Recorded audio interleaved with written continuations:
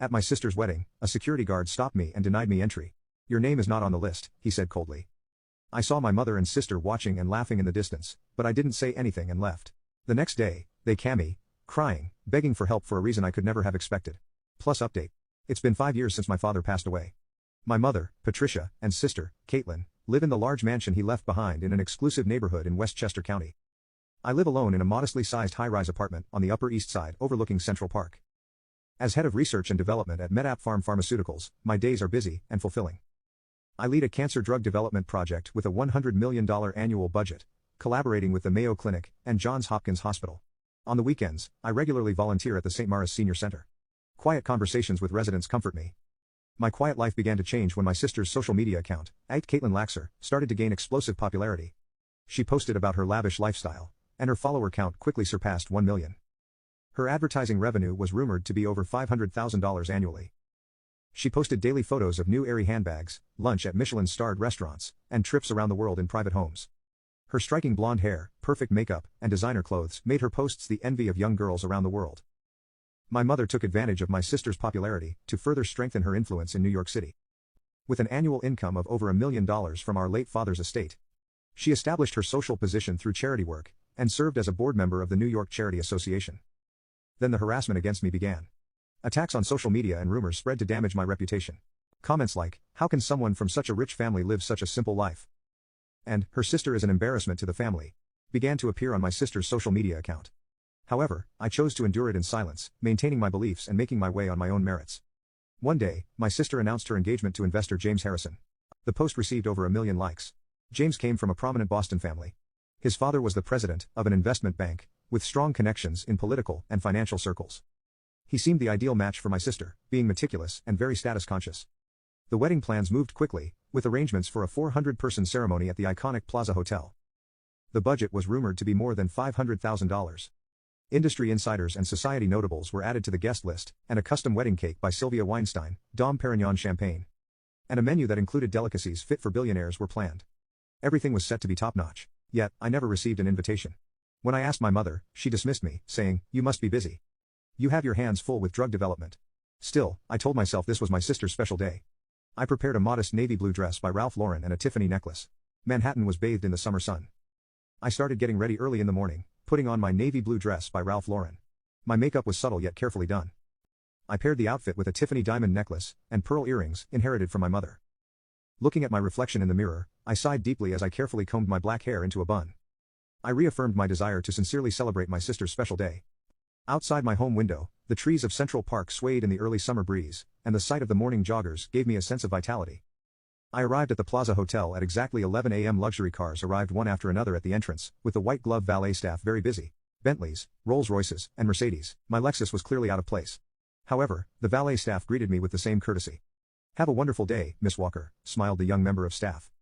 I nodded slightly and walked through the heavy revolving door into the lobby of the hotel. I was impressed. The sparkle of the crystal chandeliers and the Italian marble floor were adorned with luxurious flower arrangements, creating a fairy tale elegance. Pure white Ks and pink roses were arranged in graceful curves. The sweet aroma of the flowers enveloped the entire space. In the lobby, I ran into acquaintances from the pharmaceutical industry. Dr. Johnson from the Mayo Clinic, and Professor Martin from the Memorial Sloan Kettering Cancer Center. They valued my work very much. We talked excitedly about the data from clinical trials of a new cancer drug. "Elizabeth, it's your sister's big day. What a wonderful place," exclaimed Dr. Johnson. "Yes," I replied, "I sincerely wish her happiness. By the way, I heard that the data from the new drug trial shows excellent results. FDA approval should be close. Your research will save many patients." Engaged in pleasant conversation, we headed toward the reception hall. The long hallway was filled with society luminaries, ladies in Chanel tweed dresses, women with Ace Birkin bags. Everything was perfectly coordinated. Fragments of whispers revealed rumors that the wedding budget was over $500,000. The walls were adorned with 17th-century French tapestries, and Renaissance-style murals decorated the ceiling on both sides of the hallway. Antique vases held pure white Casablanca lilies, their pristine fragrance wafting through the air. I stopped in front of the doors of the venue. A security guard in a black suit stood there, holding the guest list. With feelings of tension, I approached the guard, who was checking the list. A golden nameplate reading Plaza Security gleamed on his chest. "Your name please," he asked. "Elizabeth Walker," I replied. "One moment please." The guard scrolled down the screen a few times, frowning. My heart started to pound at his expression. "I'm sorry, but your name is not on the list." Those cold words pierced my heart. I felt like the room temperature had suddenly dropped. Please check again, Elizabeth Walker. I am the bride's sister, I said, feeling my voice tremble slightly. The guard checked the list again, but he just shook his head expressionlessly. Sorry, but you'll have to leave. Just then, I turned toward the sound of distant laughter. There stood my mother and sister. My mother wore a pure white Chanel suit with a Cartier necklace shining at her throat. My sister wore a white Vera Wang wedding dress with a diamond tiara adorning her hair. She held the latest iPhone in her hand, pointing the camera in my direction. She was probably live streaming on social media. Comments flooded the screen with heart emojis and messages like, "The best drama ever." And well deserved for the eldest sister. My mother and sister wore triumphant smiles. The guests surrounding them looked at me with confused expressions. Some looked away uncomfortably. At that moment, I understood everything. It was no coincidence, everything, the missing invitation, my mother's dismissive words. It had all been a preparation for this scene. Like, you can click on share more to see if there is a part 2. I turned on my heels, silently walking back through the lobby. I felt worried glances from acquaintances, but I kept walking straight. Dr. Johnson tried to call me, but I smiled back without stopping.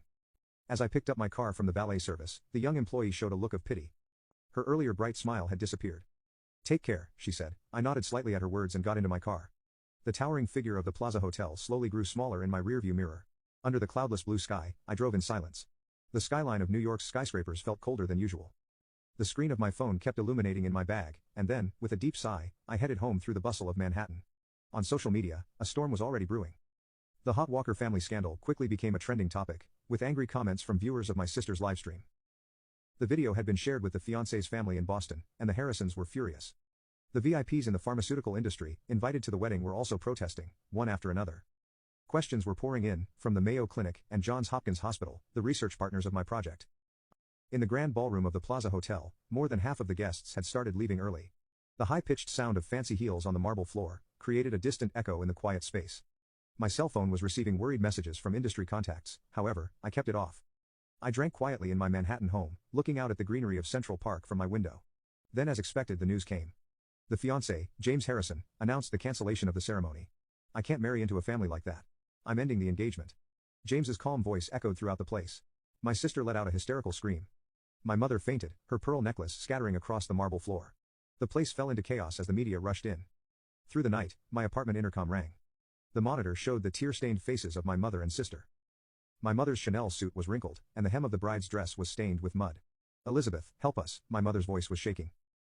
The security camera showed them prostrate in front of my door, their figures wrapped in luxury brands. Now, they only evoked pity. Please open. We will explain everything, we apologize. My sister's voice was tense. Although the social media feed had stopped, she could see masses of critical comments still flowing on her smartphone screen. Her number of followers was drastically decreasing. And it seemed she was receiving warnings about the termination of advertising sponsorships. I sat quietly on the sofa and sipped tea. Outside the window, the sun was setting, painting the skyscrapers of Manhattan orange. The intercom kept ringing. Open please. Our reputation can't take the screams anymore. They gradually became more desperate. The reaction on social media showed no signs of stopping, rather, it was accelerating.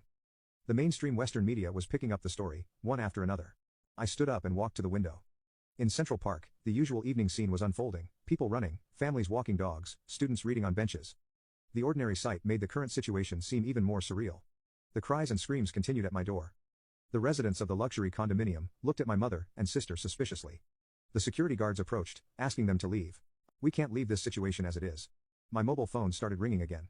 The screen showed my mother's name. Next to it were notifications of over 100 unread messages. Requests for interviews from the media were also coming in. Then, an unexpected turn of events occurred. The security camera footage from the Plaza Hotel was leaked. The images of me being denied entry, my mother and sister laughing as they filmed it, spread instantly, sparking a new wave of outrage. The mass exodus of followers from my sister's social media account did not stop. Her follower count, which had surpassed 1 million, plummeted below 100,000 within 24 hours. But that was not all. Critical comments began to flood her previous posts. Were all the luxury brand ads borrowed items? Were all the photos of luxury restaurants from the same angle? Why did you never go in? Were the private jet posts taken in a studio? The investigation revealed shocking facts. Most of my sister's posts were carefully staged fabrications. Luxury brand items were borrowed or replicas. Meals at restaurants were photographed only from the outside without actually eating there. Many photos from overseas trips were digitally edited. Additionally, it was revealed that their treatment of me at the wedding was planned harassment. They had intentionally excluded me. My name was removed from the guest list, and they had pre-announced the broadcast on social media to gather many viewers. They wanted to create the best drama to get the largest number of viewers. My sister's confession caused huge online criticism, intensified by her act of trampling on family ties. The number of viewers and advertising revenue skyrocketed. My employer, MedApp Farm, was inundated with PR issues over this scandal. However, the company's response was swift.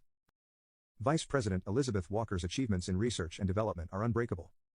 Family matters and her professional capabilities are entirely separate. The CEO's statement gained strong support within the industry. Rather, through this incident, the appreciation for my work further increased. The research, and the joint venture with the Mayo Clinic and Johns Hopkins Hospital, continued to progress smoothly.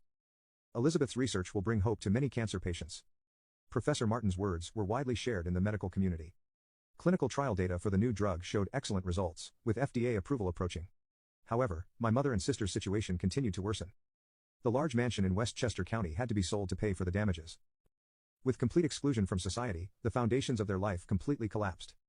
Avoiding public attention, they had no choice but to move to a small apartment in the suburbs. As it has come to this, my mother's pitiful voice echoed through the walls of the small apartment. All her handbags and luxury brand clothing were auctioned off. Most of her savings disappeared in damage payments, leaving only regret. In the midst of it all, a letter arrived in the mailbox of my apartment. It was a letter of apology from my mother and sister on tear-stained letter paper. They acknowledged their past mistakes. We did not understand your sincerity. We were drowning in vanity and pride, losing sight of what was important. However, I had already made a decision. Although I could forgive, going back to our old relationship was impossible. The past can't be changed. Each of us had to choose new paths in life. Please don't contact me again. That was all I wrote in my reply. It has been a year since then. The sunlight coming through the windows of St. Mary's Senior Center is soft and warm. I walked down the hall of the center after finishing my weekend volunteer work. Elizabeth, thank you for coming again today, she smiled, an elderly woman in her 80s seated in her wheelchair. Conversations with her always made my heart happy. During this year, my volunteer activities have expanded significantly. I am now a director of a non-profit organization supporting the elderly, which increases my opportunities for social contribution. At MedApp Farm, my promotion from development director to vice president was decided. The development of the drug exceeded expectations for success. Receiving FDA approval, we were able to bring new hope to many cancer patients. Vice President Walker's leadership is outstanding. Her integrity was the key to success. My reputation in the industry has become unshakable, with research results successively published in medical journals. The urban landscape of Manhattan remains as vibrant as ever. Meanwhile, the life of my mother and sister has changed drastically. Their social media accounts were completely deleted, and they lost their place in society. Living quietly in a small apartment in the suburbs, they can only remember the glory of the past. Just once, I would like to meet and talk. From time to time, messages come from my mother, however, I don't reply. That was my choice. I decided to live looking forward, not imprisoned by the past. From the window of my high-rise apartment, the colors of Central Park are beautiful. In my life full of work and volunteer activities, I don't regret anything. Rather, I feel that the events of that wedding day gave a new meaning to my life, to live with sincerity. I have realized that this is the most important thing.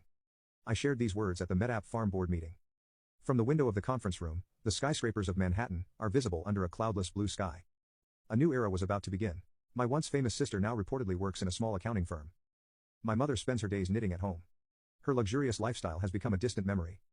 As they live modestly, there are more important things than money and fame. We had to lose it all to realize that. That's what was written in my sister's last letter. Inside the envelope was a simple picture of them together. Gone were the luxury designer suits and heavy makeup, yet their expressions showed peaceful contentment. Sometimes, I drive by the Plaza Hotel. The events of that day now seem like distant memories. The volunteer work at the senior center, the drug development, the responsibilities of the research company, amid my fulfilling daily life, I am walking my path. Elizabeth is our pride, the words of Dr. Johnson of the Mayo Clinic were widely shared in the medical community. But for me, the most important thing is the fact that I have lived true to my beliefs. The twilight of Manhattan envelopes the city in its usual beauty. The setting sun reflects in the windows of the skyscrapers, painting the city in orange light. The trees of Central Park sway gently in the breeze. Tomorrow will bring another new day. Perhaps that is the greatest gift to me, that I chose to live with integrity.